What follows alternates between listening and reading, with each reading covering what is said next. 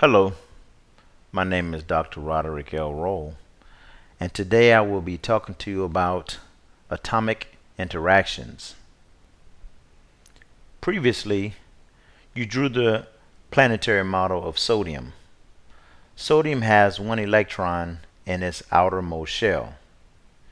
It either wants to give up one or accept 7.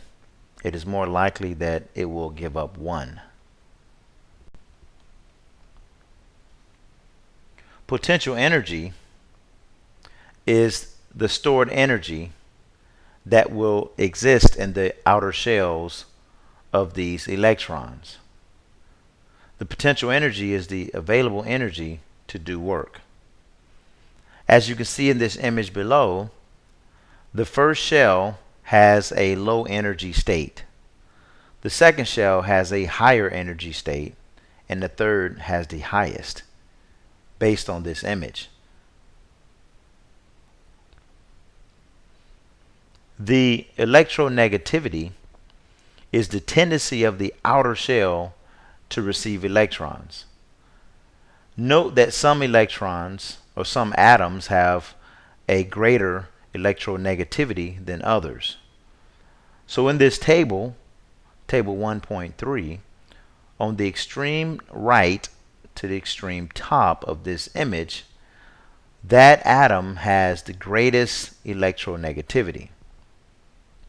The one to the far left bottom has the least electronegativity. So fluoride has the greatest electronegativity of 4, and cesium has the least electronegativity of 0.7.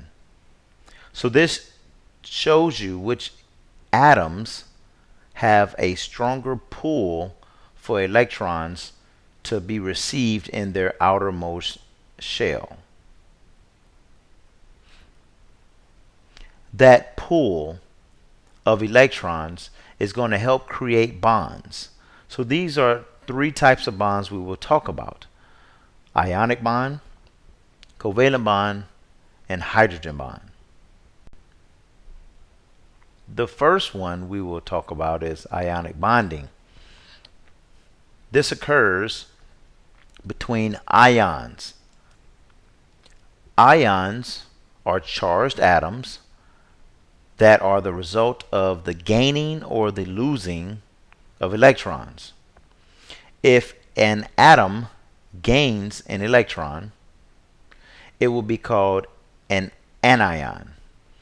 If an atom loses an electron, it will be called a cation. So in this image, sodium will lose an electron. Therefore, this would tip the scale. Originally, the atom is neutral. If you lose a negative charge, it will tip the scale, so it will be positive. So sodium is positive, so we call it a cation, and chlorine is going to gain an electron, therefore becoming chloride. So it will be an anion. This table shows several cations and several anions. An ionic bond will form between charged ions. The positive charged sodium and the negatively charged chloride will interact with one another to form a bond. This bond is an ionic bond. Ionic compounds form crystals instead of individual molecules. So the more correct terminology to use when referring to a salt molecule is really a salt crystal. The second bonding category we will discuss is covalent bonds. Covalent bonds are formed by the sharing of 2 or more electrons. Electron sharing will produce molecules. Chlorine has 7 electrons in its outer shell. When we join 2 chlorine atoms together, we will form a equal sharing of electrons. This will produce a covalent bond. In this image, we are looking at a single covalent bond. The molecule is methane. Methane is CH4. Notice I have circled in red the bond that will occur between the carbon and the hydrogen. This is equal sharing, so we're going to call it a single covalent bond. Here is another example of equal sharing of electrons. This is a double covalent bond that will be found between two oxygen atoms. In this image, we have the sharing of two orbits, which will contain 4 electrons. In this image, this is a triple covalent bond. This nitrogen gas has 2 nitrogen atoms linked together to form a nitrogen molecule. You see 3 orbits containing 6 electrons. So electrons shared equally between atoms produce nonpolar molecules. Here is another example of a nonpolar molecule. This is equal sharing. Unequal sharing of electrons produce polar molecules.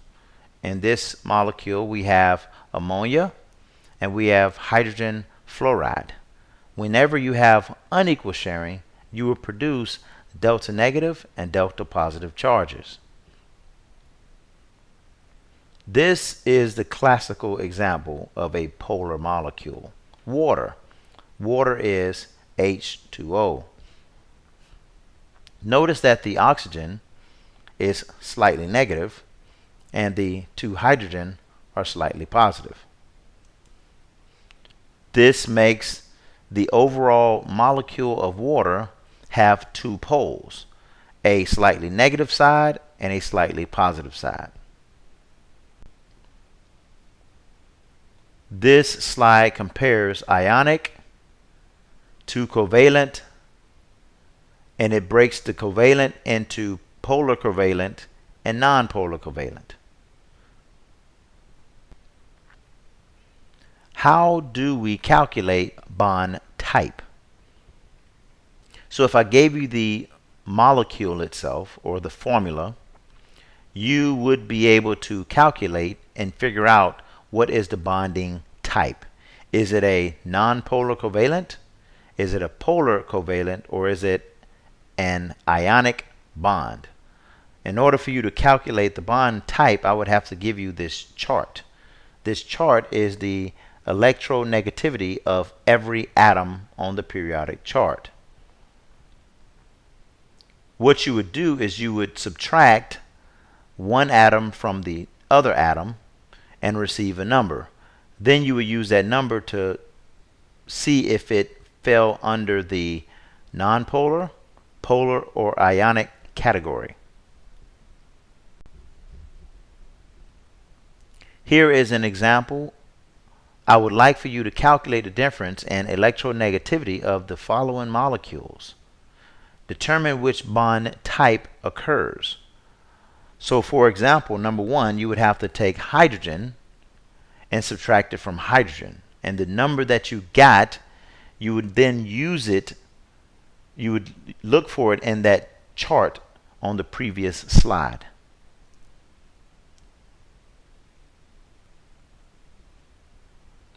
So this is how to do all of them. Hydrogen had a number of 2.1. So you take hydrogen 2.1 minus another hydrogen 2.1 equals 0. This would make that bonding type a nonpolar covalent bond. Then you would look at the next one. You would take hydrochloric acid and you say hydrogen was 2.1 and chlorine is 3. Always put the big number first. So then I would say 3 minus 2.1 equals 0.9. I would look on that chart again from the previous slide, and I would notice that 0.9 fell under the category of polar covalent bond. So just make sure you know how to calculate the electronegativity or the bonding type for each molecule that I would give you on the test. This is another example of how to calculate bonding type.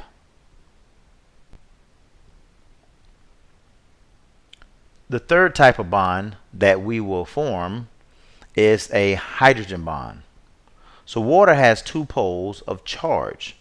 Therefore, it is a dipole. On one side it is slightly negative, and one side it is slightly positive. When two or more water molecules interact with each other, this is where you will see the hydrogen bond. So water itself is a polar molecule. What holds water together is a polar covalent bond. What holds many water molecules together are hydrogen bonds. In this slide, we're looking at many water molecules. Hydrogen bonds hold them together.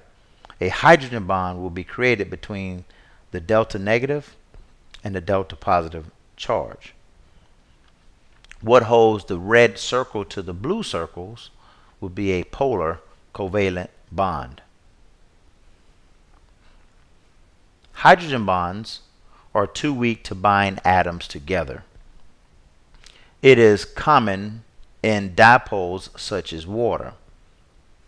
It is responsible for surface tension in water, and it is important as intramolecular bonds. It gives the three-dimensional shape of water.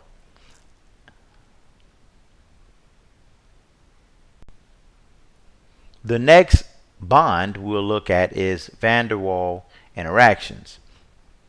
Electrons are always moving within atoms, which creates delta positive sides and delta negative sides. For a brief moment, adjacent atoms are attracted to one another. So the example I would like to use is if you're sitting at a table of 6 or 8 people and we play musical chairs and you rotate it around the table in a clockwise fashion. That is how the electrons are moving in the shell around the atom. If we stopped the movement of these electrons, we could create a brief delta positive and a brief delta negative side on that atom. If an adjacent atom had the same phenomena occur, then you would have a temporary van der Waals interaction occur between these two adjacent atoms. This brief interaction changes constantly so that van der Waals interaction would form and then break. It would form and then it would break. Why? Because these atoms, the atoms have electrons that are always moving. So this is seen in the feet of a gecko. This is how it is able to run up the side of a wall. Because in the paint on the wall, you have electrons moving around the atoms within the paint. And within the feet of the gecko, you have electrons moving around the atoms in the cells of this gecko. So therefore, it will create this brief interaction, this brief bonding type that helps this gecko stick to the wall.